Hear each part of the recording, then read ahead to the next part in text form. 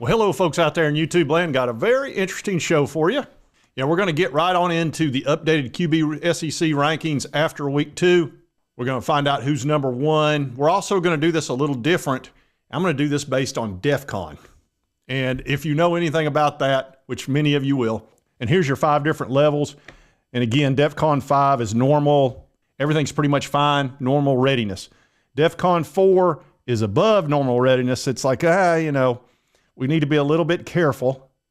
DEF CON 3, Air Force ready to mobilize in 15 minutes. DEF CON 2, Armed Forces ready to deploy and engage in less than 6 hours. And then DEF CON 1. And we have a couple of quarterback situations that are DEF CON 1.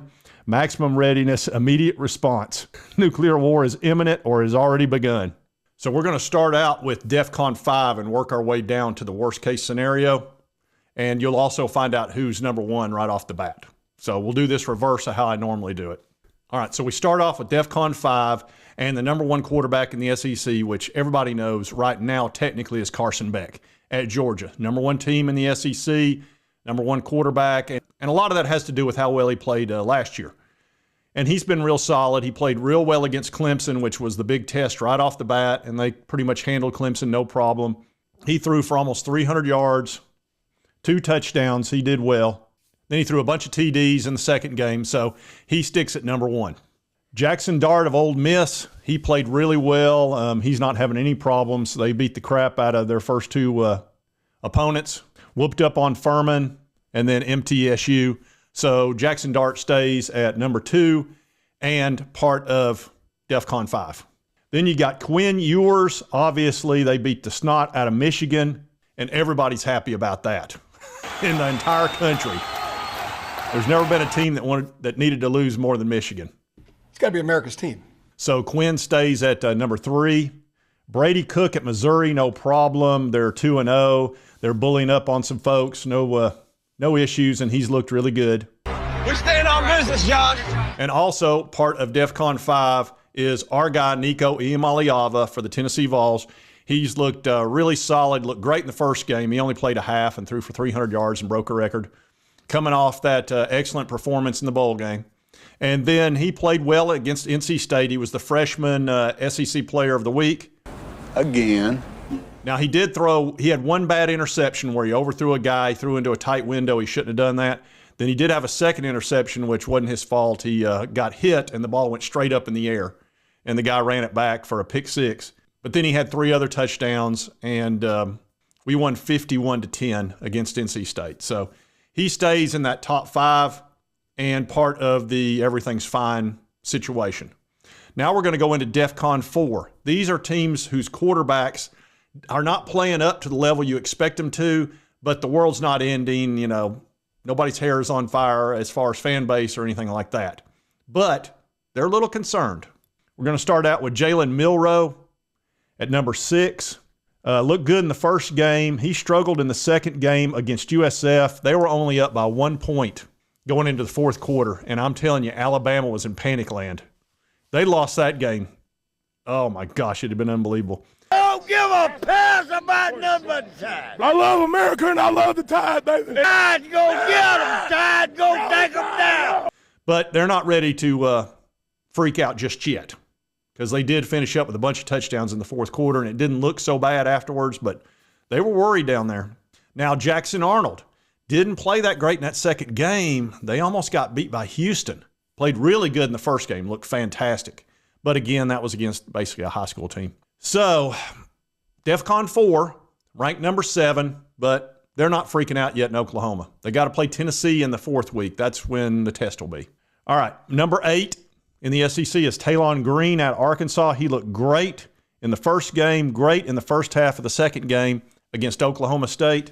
But they wound up losing that game. He threw a pick 6. He started struggling a little bit, turned the ball over. He's a very talented dude, but he can play a little fast and loose with the ball. But they're still okay with him. So, even though they're 1-1, the world hadn't ended. It's Arkansas. All right, number 9. Ranked number 9 is Garrett Nussmeier out of LSU.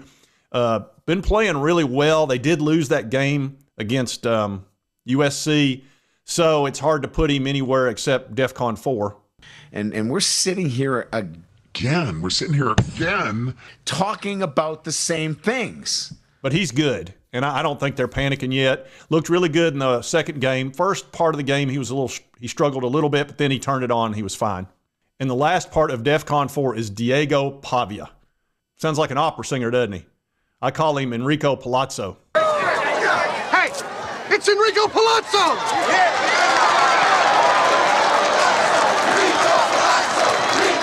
He's fantastic. He's got Vanderbilt 2-0. They beat Virginia Tech. He looked really good in the second game. I believe they're getting ready to play Georgia State, so they might be 3-0. And this guy, he's not the greatest thrower of the ball. He's not the greatest runner. But when he gets on the field, he's a winner. He's just one of those guys that he puts the team on his back and he inspires everybody. It's like, well, if this guy can do it, we can do it. That's just who he is. He's Enrico Palazzo. That's all I know to tell you. So that's the end of DEFCON 4. Now we're going to get into the more serious stuff where fan bases they're starting to panic a little bit. That's number 11, Connor Wagman at Texas A&M. I thought he was going to ball out this year, and he looked poor in that first game, and they lost to Notre Dame, a game they shouldn't have lost, and now that loss looks pretty bad after Northern Illinois punished Notre Dame. Didn't want to do it, felt I owed it to them. Yeah, they took care of Notre Dame for everybody because Notre Dame was going to get in the playoff. They already penciled them in. Now they're in trouble. Matter of fact, the SEC Shorts made fun of them. So Connor Wagman, they're just not sure about him, and they got to go play Florida, so this will be a big test for him. But again, they're at DEFCON 3. All right, sticking in DEFCON 3, Blake Shapen at Mississippi State. He's doing okay, not great.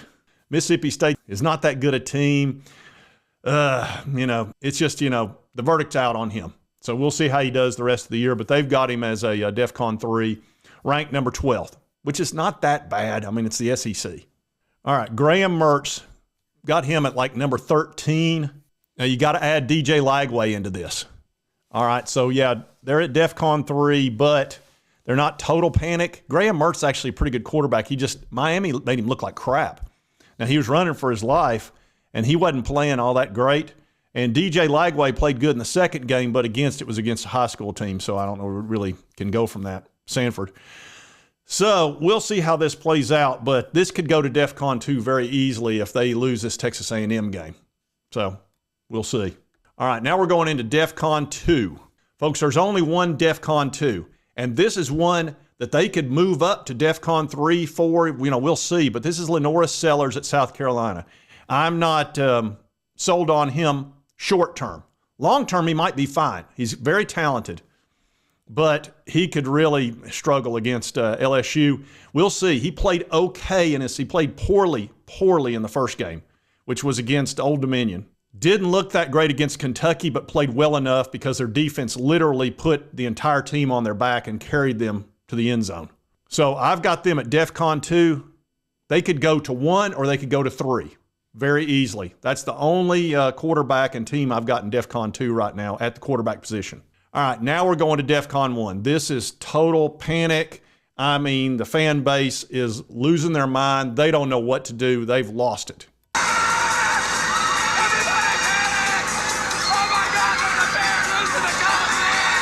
And that's number 15, Brock Vandegrift. This is a guy that everybody was fired up about. I thought it was an excellent get. He was the backup to Carson Beck at Georgia, big-time recruit. He's been in college ball for several years now, so he's experienced as far as understanding what to do, and looked great in the first game. Second game, laid an egg. South Carolina lived in the backfield. I mean, they wore that guy out. They chased him around. It was horrible. And he had 3 completions for 30 yards. And he actually got benched. Now, I expect to see him in the next game, I would think, but it's not a good situation there. And Kentucky fans they're despondent at this point. They're distraught. I'm sick and tired of watching these cats, my cats, and watching them suck. And I mean suck at home in the SEC. Yep. After today, we are 2-8 in our last 10 home SEC games. Mark, is that right? We're 2. Did you we say are 2-8? We're 2-8 in our last 10 home SEC games. Mark, the pony up bullshit is for you. And now we got to go to the lowest rated SEC quarterback, again, DEFCON 1. And that is Peyton Thorne. Oh my gosh. 4 interceptions against California. They should have absolutely won that ball game. It's just the California quarterback played much better.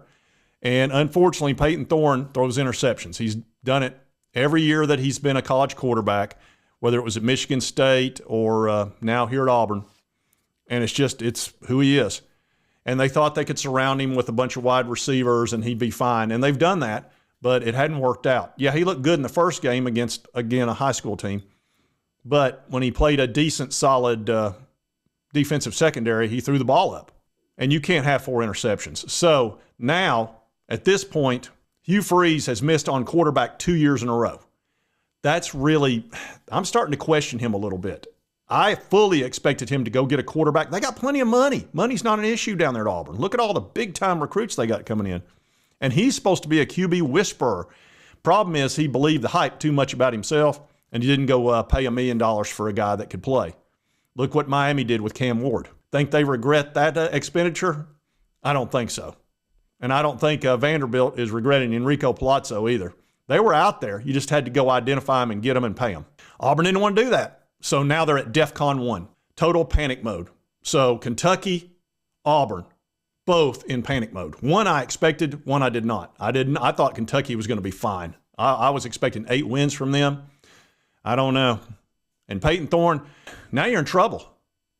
You don't have a quality backup experienced guy ready to go because you didn't go get one or a starter. So I don't know what you're going to do. You can't keep putting him out there where he's going to throw the ball up in the air.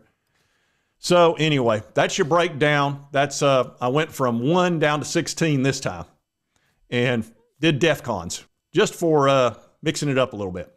Anyway, if you like this content, be sure to hit that like button. Let's continue to cover all these big college sports stories. If you've not subscribed, boom, boom, boom, hit that little button. Won't cost you a dime and help me out.